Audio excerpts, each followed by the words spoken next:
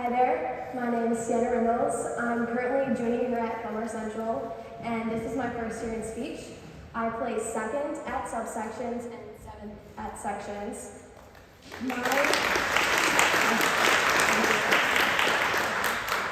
My category is original oratory, otherwise known as persuasive.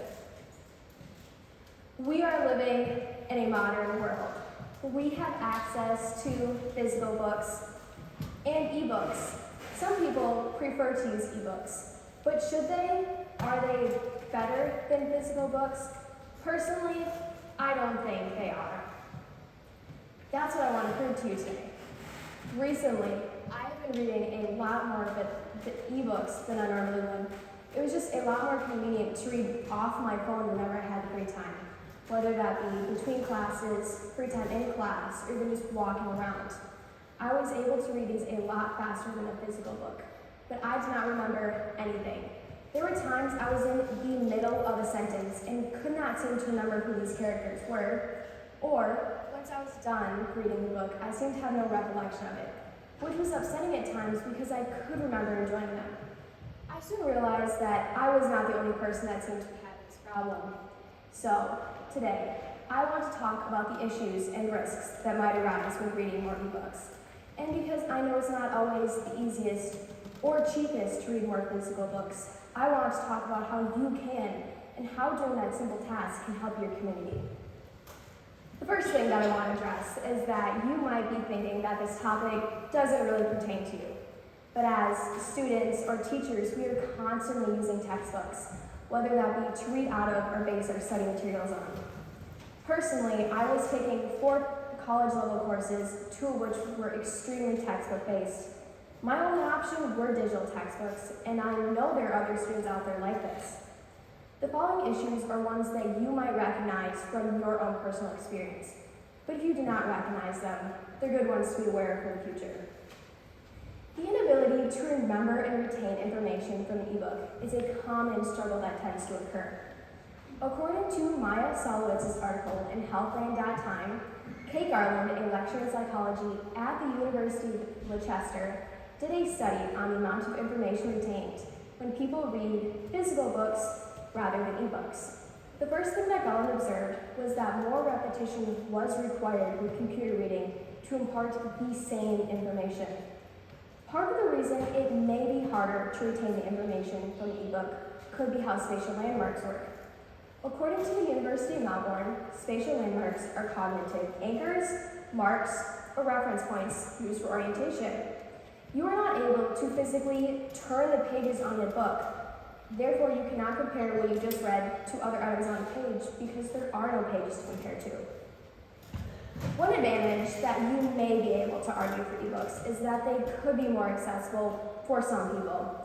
This is because when you want to read an ebook, all you need is access to the internet or data connection. But what happens when you don't? You're out of luck. Without the internet, you have no way to read that new book you really want. We become so accustomed to having a data connection every single day that we forget not everybody has the privilege to be connected. According to the International Telecommunication Union, as of September 12, 2023, about 1/3 of the global population, or 2.6 billion people, remain offline. That means there are 2.6 billion people who cannot read ebooks because they do not have access to the internet.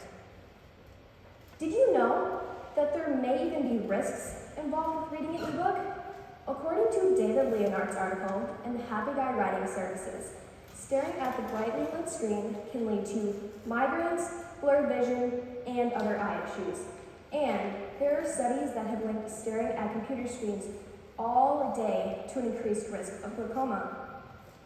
According to the National Eye Institute, glaucoma is a group of eye diseases that can cause vision loss and blindness by damaging a nerve in the back of your eye called the optic nerve. When reading ebooks, you must stare at the screen to take in the information, and it can take the average person over 11 hours to read a 400-page book. Most of us have probably heard of Twilight by Stephenie Meyer, Icebreaker by Hannah Grace, or maybe even Six of Crows by Leigh Bardugo. All of these books are roughly 400 pages. I don't know about any of you, but personally, when a book is excellent, I love to just read it in one sitting.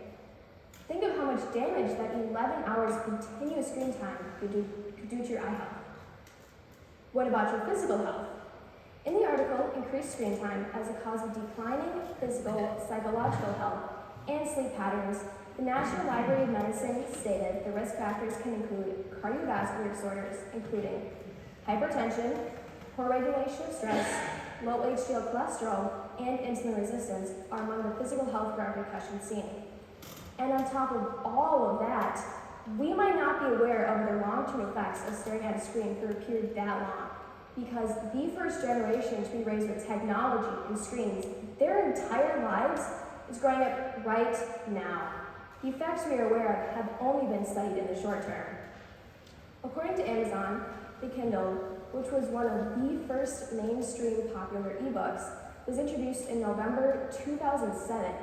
That was only 16 years ago. It's not nearly enough time to fully study and understand the side effects of reading books.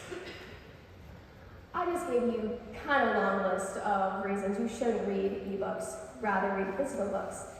But what would be the easiest way to do that? That's what I'm here to tell you. One way to try and read more physical books is to go to your local library and use a library card. Libraries are a community.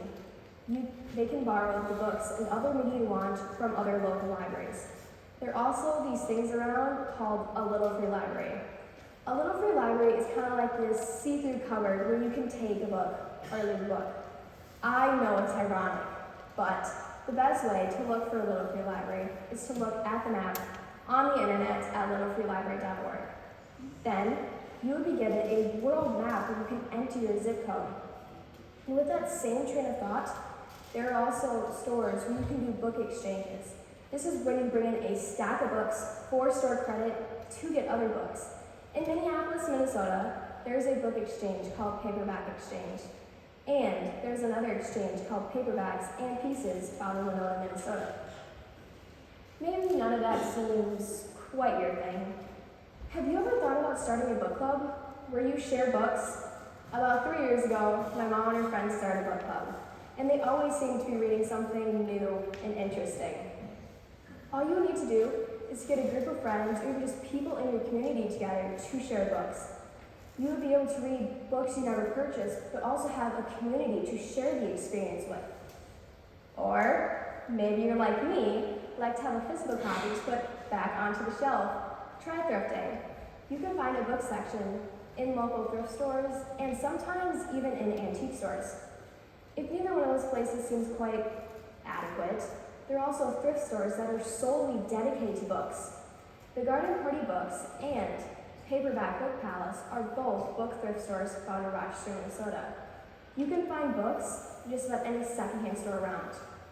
You could also get physical books for free.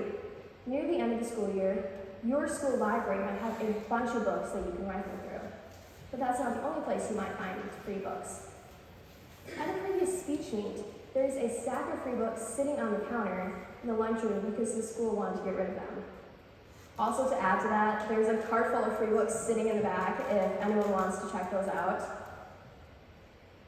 So, go to your local library and use a library card. Find a Little Free Library or a book exchange to get new books. Try to thrift books, or even start a local book club. Read physical books. They are better than ebooks because they're better for your health, you have more enjoyment, and they are more accessible. So get rid of your devices. It's time for the book club.